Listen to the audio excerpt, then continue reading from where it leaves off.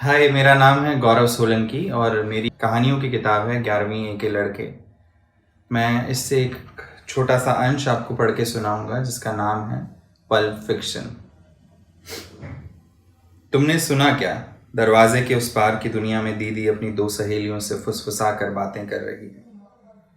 वह शादी के बाद पहली बार 3 दिन के लिए आई है।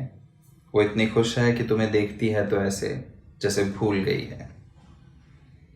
वो तुमसे कोई खास बात नहीं करती। तुम्हें उसकी बदली हुई दुनिया जाननी है तो तुम्हें दरवाजे की ओट में खड़े होकर उसकी बातें सुननी ही होंगी। तुम्हारे पास और कोई विकल्प छोड़ा ही नहीं गया। तुम 14 साल के मासूम से लड़के हो, अपनी मासूमियत से आजिज और जून की गर्मी में पसीने से भीगे हुए छिप कर खड़े हो। तू तो मेरी जान, एक हफ्ते में ही गुलाब से खिल गई है। ये उनकी सहेली रश्मि की आवाज है। दीदी हंसती है। दीदी की हंसी में इन दिनों एक नया रस खुल गया है। वे फौलाद हैं जैसे, वो धीरे धीरे कह रही है। मैं बेहिसाब प्यार करने लगी हूं उनसे। रश्मि पूछती है, और तेरा वो मधुसूदन?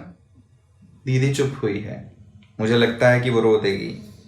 मधुसूदन उसे चिट्ठियां देता था और मिलने के लिए बेकरार रहता था।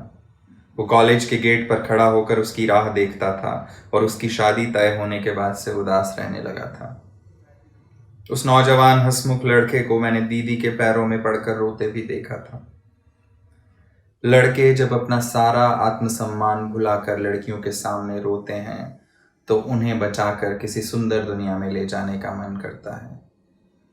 वे लड़के जो बहुत से बेहतर काम कर सकते हैं प्यार कर बैठते हैं और खत्म हो जाते हैं।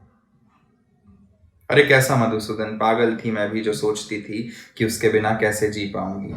बेवकूफ हो जाते हैं हम कच्ची उम्र के प्यार में। वो कॉलेज छोड़ गया है। दीदी फिर बोलती है, मैं अपने अतुल के बारे में बता रही थी और तुम लोगों ने बात बदल दी। हाँ हाँ बता ना, हम तो एक हफ्ते से इंतजार कर रहे हैं। फोन पर भी तो कुछ नहीं बताती थी, हंसती रहती थी बस। हाँ, वो हंसती रहती थी उन दिनों और मैं उसे ऐसे देखता था जैसे किसी संकरी अंधेरी सुरंग में बैठकर रोशनी का सपना देखता हूँ। अचानक उसकी दुनिया बदल गई थी। वो अमीर और खुश हो गई थी। उन दिनों से मैं तय तौर पर मानता रहा हूं कि प्यार जो भी है वो एक तरह की आत्महत्या है, और जो दीदी ने भोगा था उन दिनों में वो पल्स पोलियो की तरह मौत के विरुद्ध हमारे संघर्ष में जिंदगी है। दीदी ने बताया कि हमारा जो कमरा है इतना बड़ा है कि स्कूल के किसी क्लासरूम जैसा लगता है। बड़े रोमांटिक हैं अतुल। जानती हो, पहली रात मुझे बोले कि तुम स्कर्ट पहनोगी तो मुझे बहुत अच्छा लगेगा। मैं और स्कर्ट भला! यहाँ पहनती तो मार डालते पापा। छठी के बाद कभी नहीं पहनी, लेकिन उन्होंने मेरे लिए 3-3, 4-4 स्कर्ट खरीद कर रखी थी, छोटी छोटी। वैसे वे कहते हैं कि जब वे अकेले थे, मतलब शादी से पहले मेरे बिना, तो फ्रॉक वाली लड़कियां उनकी फैंटेसी थी। उन्होंने कहा है कि स्कर्ट से ऊब जाएंगे तो फ्रॉक पे आएंगे। इतने क्रिएटिव हैं। और ये है प्यार शालू, जो खुशी ही खुशी देता है, कभी खत्म ना होने वाला सुख। मधु अपनी जगह ठीक होगा, लेकिन अब मुझे समझ में आया है कि अपने आप को जलाते रहना, मारते रहना कहाँ की समझदारी है। हाँ, पूरी बात तो सुनो। फिर उन्होंने कहा कि मैं उनके साथ बाहर चलूं। दूसरी मंजिल पर है हमारा कमरा और बाहर कोई भी नहीं था, लेकिन इस तरह स्कूल की लड़कियों जैसे स्कर्ट में नई दुल्हन मैं भला कैसे जाती बाहर। लेकिन वे मुझे खींच कर ले गए, जबरदस्ती अपनी बाहों में उठाकर। तुमने तो देखा ही है कि कितने तगड़े हैं अतुल।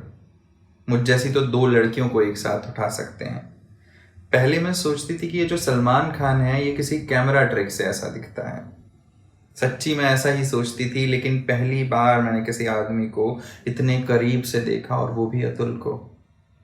उन्होंने जब फूल की तरह मुझे उठा रखा था तो मेरा चेहरा उनके कंधे के पास था और मैंने उनकी बाह में उभरी हुई मछलियों पर काट लिया। उन्होंने मेरे कान पर इतनी जोर से काटा कि क्या बताऊं। देख रश्मि, देख, निशान होगा अभी भी इस कान पर। दीदी रुक गई। रश्मि ने शायद देखा हो। मैं गर्मी में बेहाल हो रहा था। पंखा चलाता तो उन लोगों को पता चल जाता कि दूसरे कमरे में कोई है। फिर उन्होंने कहा कि हम रोल प्ले करेंगे। दीदी चुप हो गई। अब ये रोल प्ले कौन सा खेल है दुल्हनिया जी? शालू का स्वर बहुत बेचैन था। सच कहूं तो मैं भाग जाना चाहता था। सुहाग रात के किस्से जानने के लिए बाजार में 20 रुपए में 3 किताबें आ जाती थी और उसके लिए छिप कर मुझे अपनी बहन की कहानी सुनने की कोई ज़रूरत नहीं थी। लेकिन मैं भाग भी नहीं पाया। जो लोग शरीर को निकृष्ट मानते हैं और दुनियावी प्रेम को पतित, दरअसल वे संसार से आंखें मूंद कर भागे हुए लोग हैं। वे उस गहरे अंधेरे गड्ढे को नहीं देखना चाहते जिसमें दिन रात जीवन का व्यापार चलता है और लोग एक दूसरे की पत्नियों के साथ सोते हैं। अपने बच्चों को सुलाकर उन्हीं के पास लेटे हुए सीडी प्लेयर पर ब्लू फिल्में देखते हैं। औरतें अपने बेटों की उम्र के लड़कों का सानिध्य पाने के लिए उनके सामने अश्लील बातें फुसफुसाती हैं, शराब पीती हैं, अपनी महंगी गाड़ियों में घुमाती हैं और कामुक लाड़ से उन्हें छाती में भींच लेती हैं। 1500 रुपये और डिप्लोमेट की एक बोतल में 18-18 साल के लड़के किसी का भी कत्ल करने को तैयार बैठे हैं। जिंदगी एक पल्प फिक्शन ही तो है, फुटपाथ पर बिकने वाला सस्ता साहित्य।